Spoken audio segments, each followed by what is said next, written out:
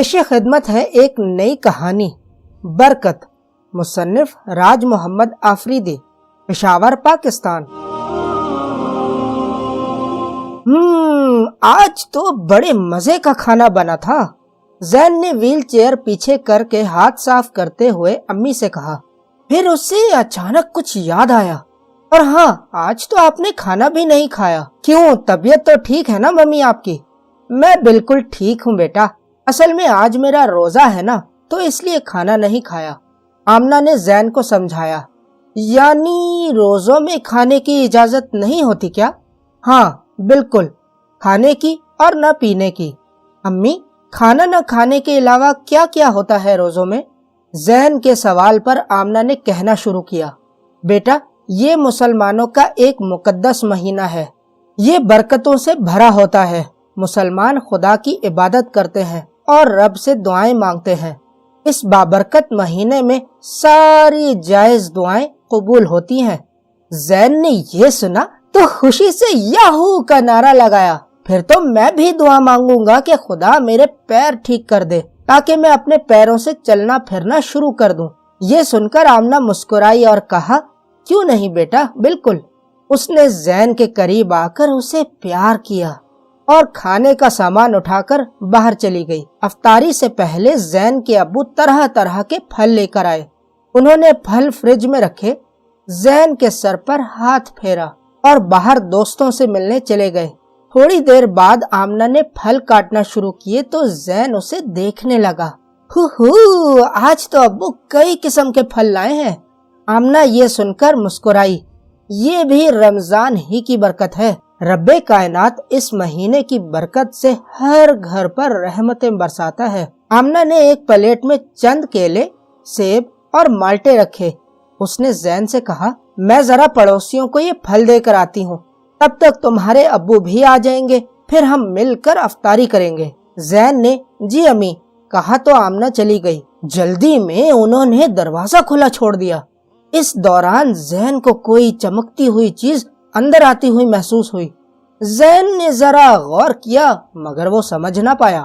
اصل میں وہ 3 ننھی منھی پریاں تھیں جو رمضان کی خوشی میں بچوں میں تحائف بانٹتی تھیں۔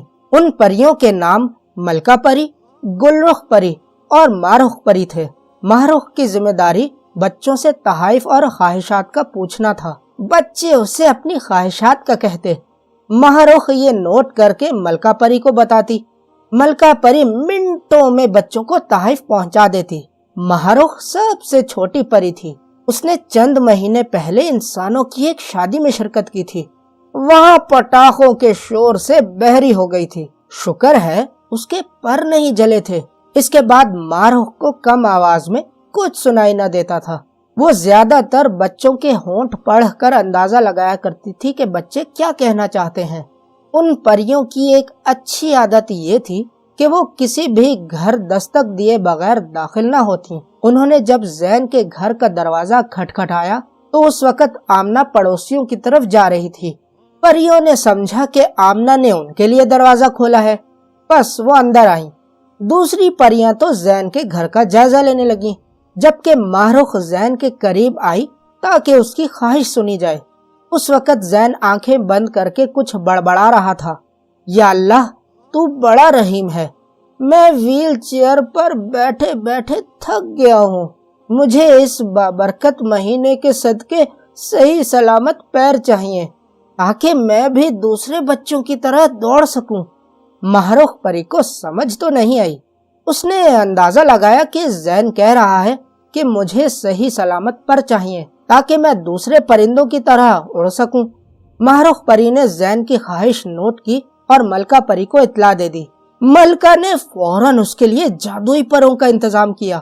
زین نے آنکھیں کھولی تو اس نے دیکھا سامنے سنہری پر پڑے ہیں۔ اس نے پروں کو اسکول بیگ کی طرح پہنا۔ اچانک پر حرکت کرنے لگے اور زین اڑنے لگا۔